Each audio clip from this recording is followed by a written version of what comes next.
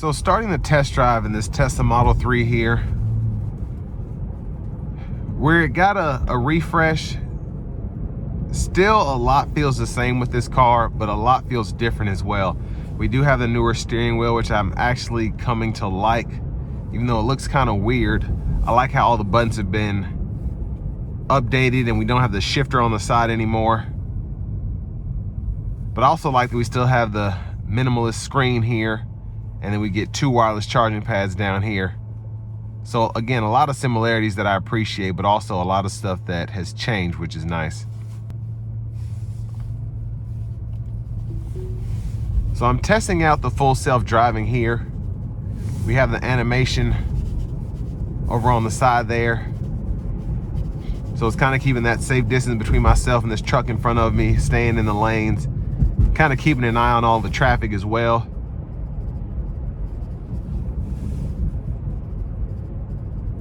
Now, where the Model 3 is very similar, this one being similar to the old one, still have that bouncy ride going.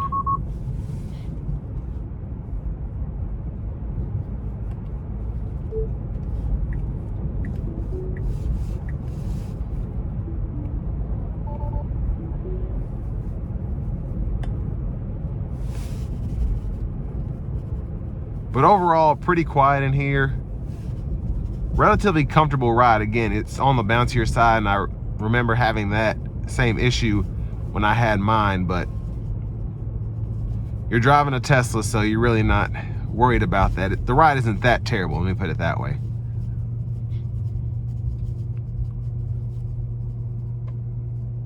So the car did all of that by itself. I didn't touch anything. And what's crazy is even with the full self-driving, this has almost like the mind of a human, in the sense that when the light turned green, the car started inching up, even though the car in front of me wasn't necessarily going yet. And that's just kind of funny in my opinion. But we're gonna take her on the interstate here and open it up. I expect it to be quick, but we'll see how quick it really is.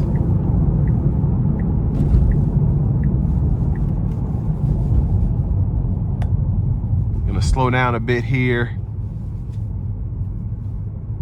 Here we go.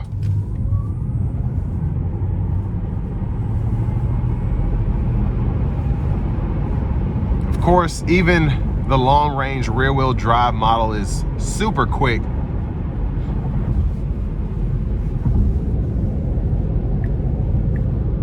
And I love having all the cameras here, because this is a perfect way to see in my blind spot without having to look.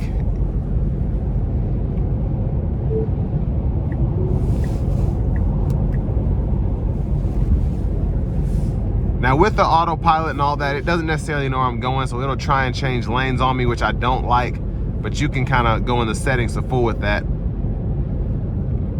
But when you turn the FSD on or off, and then you just have the auto steer going, I actually prefer the auto steer, just the lane centering and adaptive cruise, even really on any car, because I'm more attentive with my driving. I know where I'm going. I don't need the navigation for everything, so I know where I'm going down the road. I don't need the car to start getting over when I'm about to get off at this next exit.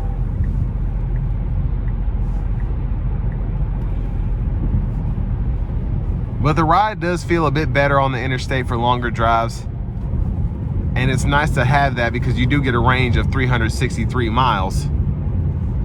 So you do want that more refined ride quality coming down the interstate.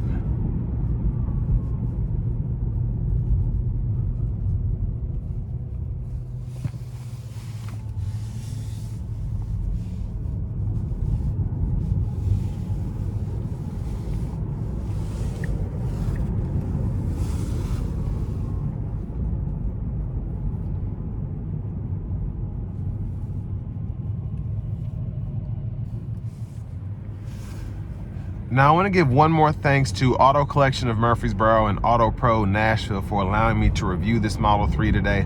I'll leave a link below in the description. And if you are looking to find the best price on one of these closer to home, click on that second link down below. It takes just a minute to fill out your information, and I'll make sure the local dealers are fighting to get you the best price on this or any pre-owned vehicle you might be interested in. But not the biggest Elon fan. This car is still pretty good.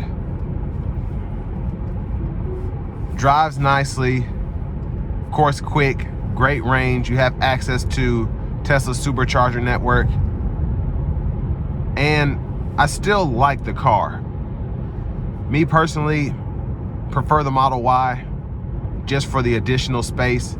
And it still doesn't feel as roomy as my Mach-E, but that's just, I feel like, a better way to go if you're wanting something that just has a bit more space to it. Now again, this is a quick car. It's a fun car to drive, relatively reliable. And you know, you see plenty of Model S's and even Model 3s with 300, 400,000 miles that are used for Uber and all sorts of stuff. So it's again, a relatively easy car to maintain, relatively easy to drive. When I had mine, the only issues I really had were I get flat tires all the time. But everything else with the car was pretty good. And I had it for like I think a year and a half. Did a lot of driving with it. But I think if you're looking for something that, again, is pretty reliable, fun to drive, of course it has that cool factor, this is gonna be on that list. I feel like most EVs kind of are held to that standard anyway.